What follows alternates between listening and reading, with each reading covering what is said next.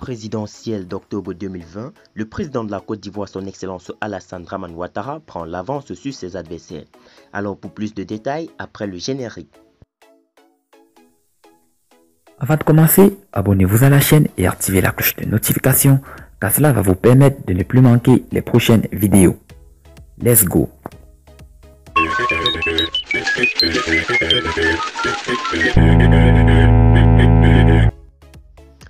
Alassane Ouattara, candidat à sa propre succession, est quasiment sur tous les fronts pour marquer la fin de son deuxième mandat.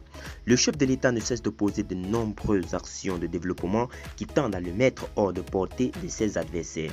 Dramane Ouattara est officiellement candidat pour l'élection présidentielle de 2020. Même si cette candidature suscite l'ire de l'opposition qui ne cesse d'appeler à la désobéissance civile, le chien aboie, la caravane passe, dit l'adage, le président ivoirien est non seulement engagé à tenir le délai constitutionnel du scrutin présidentiel, mais il n'entend surtout pas se plier aux recommandations et autres ordonnances des organisations et institutions judiciaires internationales.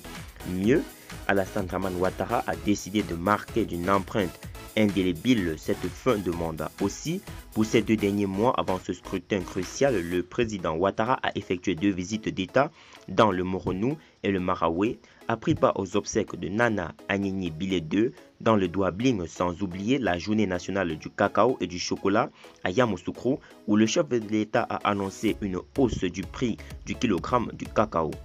La pose de la première pierre du complexe industriel de transformation du cacao à la nouvelle zone industrielle du PK24 ainsi que l'inauguration en grande pompe du stade olympique d'Ebimpe ont constitué des actes forts du gouvernement ivoirien ces dernières semaines.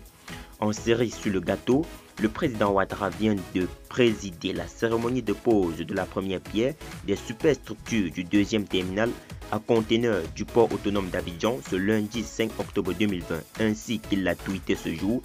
Un projet qui fera pratiquement 600 milliards d'investissements.